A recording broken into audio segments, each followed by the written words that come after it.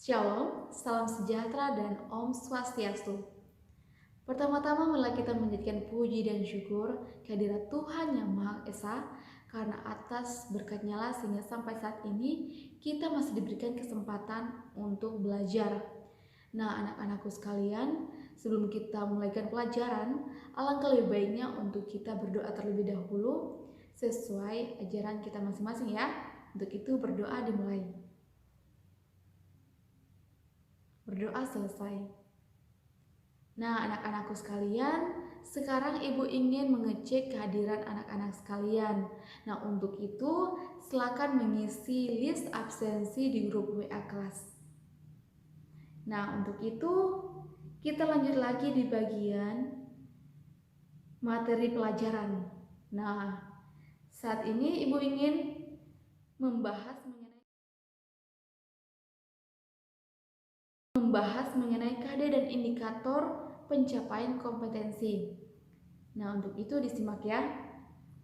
Untuk 3.4 yaitu mengenai menganalisis sejarah sebagai ilmu, peristiwa, kisah, dan seni. Sedangkan untuk indikator pencapaian kompetensi yaitu yang pertama mengenai mendeskripsikan sejarah sebagai fakta dan peristiwa. Yang kedua, mendeskripsikan sejarah sebagai ilmu. Yang ketiga, mendeskripsikan sejarah sebagai kisah. Yang keempat, menjelaskan perbedaan sejarah sebagai ilmu dengan sejarah sebagai seni. Nah, yang kelima, menjelaskan perbedaan sejarah sebagai peristiwa dan kisah. Selanjutnya, pada 4.4, yaitu menyajikan hasil telaah tentang sejarah sebagai ilmu, peristiwa, kisah, dan seni dalam bentuk tulisan dan atau media lain. Nah, untuk indikator pencapaian kompetensinya yaitu membuat tulisan tentang hasil telaah mengenai sejarah sebagai ilmu, peristiwa, kisah, dan seni. Nah, anak-anakku sekalian, sekarang silakan lihat PowerPoint yang Ibu sudah tampilkan. Dan untuk itu silakan disimak dengan baik-baik ya. Ya, awas ya. Nah, saat ini sejarah sebagai ilmu. Sebagai salah satu cabang ilmu pengetahuan, hendaklah sejarah dibahas dan dibuktikan secara ilmiah. Secara ilmiah ya nak. Nah, untuk membuktikan keilmuan tersebut dibutuhkan metode-metode dari berbagai standar ilmiah yang dapat dipertanggungjawabkan.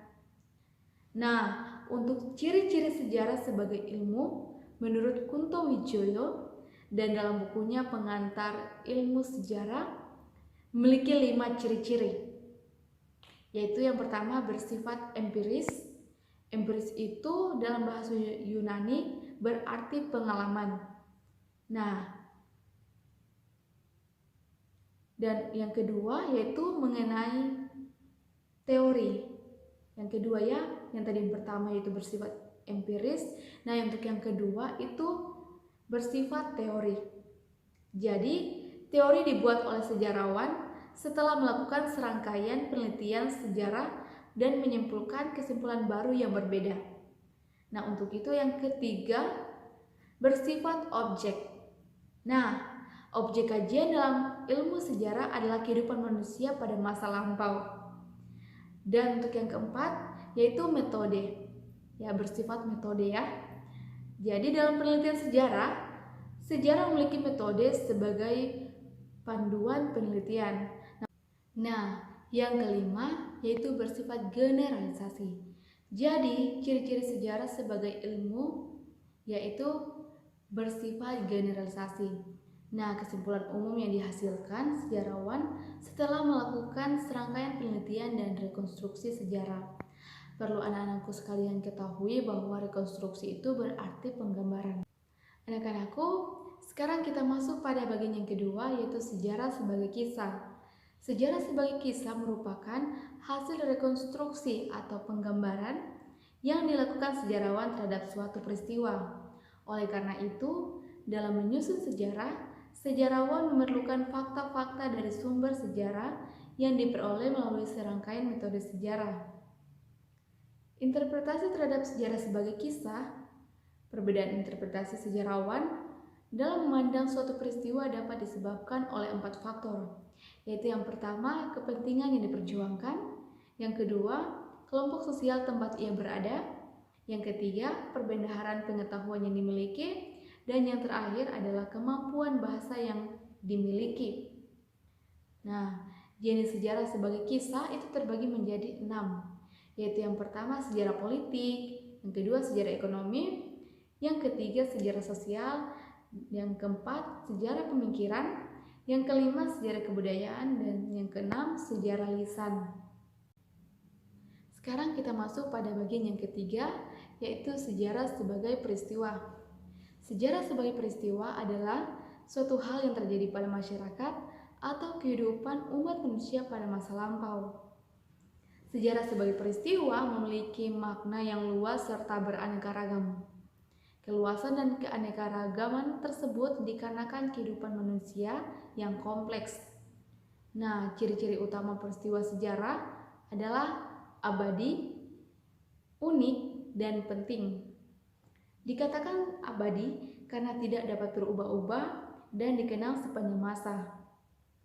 Selanjutnya dikatakan unik karena peristiwanya tidak sama dengan peristiwa lainnya dan tidak dapat terulang lagi.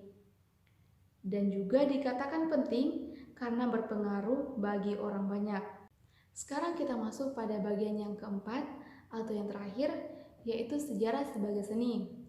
Sejarah sebagai seni adalah suatu kemampuan menulis yang baik dan menarik mengenai suatu kisah atau peristiwa pada masa lalu. Sejarah sebagai seni lebih mengedepankan nilai estetika daripada segi etika atau logika. Sentuhan-sentuhan estetika atau keindahan diperlukan dalam menulis sejarah dan eksplanasinya. Menurut Kunto Wijoyo, sejarah sebagai seni memiliki ciri-ciri sebagai berikut, yaitu sejarah memerlukan intuisi, imajinasi, emosi, dan gaya bahasa. Dalam proses penelitiannya, sumber sejarah bersifat ilmiah, tetapi dari proses penulisannya harus menggunakan unsur seni agar ceritanya sejarah yang disajikan lebih menarik.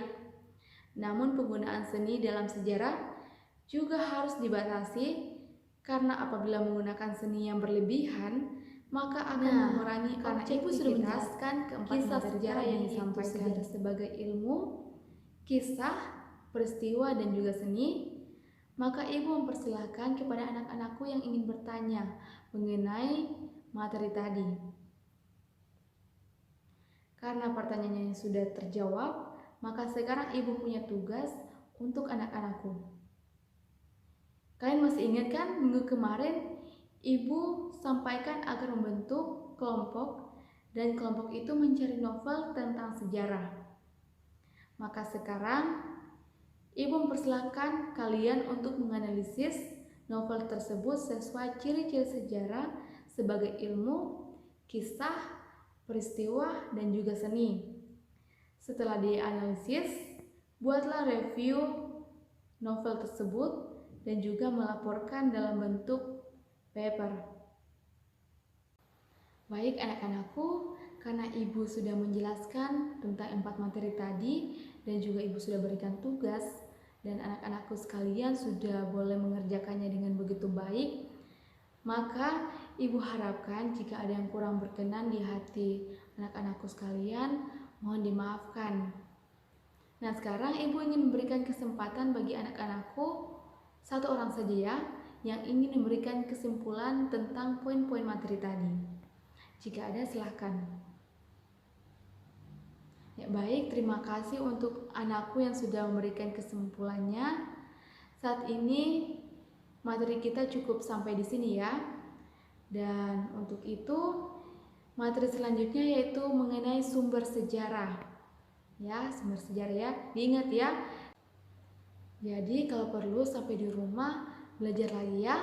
Pokoknya buka materinya mengenai sumber sejarah, dan jika ada yang ingin dipertanyakan atau yang belum dipahami, silakan digarisbawahi lalu pada pertemuan selanjutnya dipertanyakan ya. Karena Ibu sudah menjelaskan semuanya, materi juga sudah selesai, maka sekarang kita akan berdoa. Untuk itu mari kita berdoa sesuai ajaran kita masing-masing. Berdoa dimulai. berdoa selesai. Jadi, assalamualaikum warahmatullahi wabarakatuh. Salam sejahtera dan Om Swastiastu.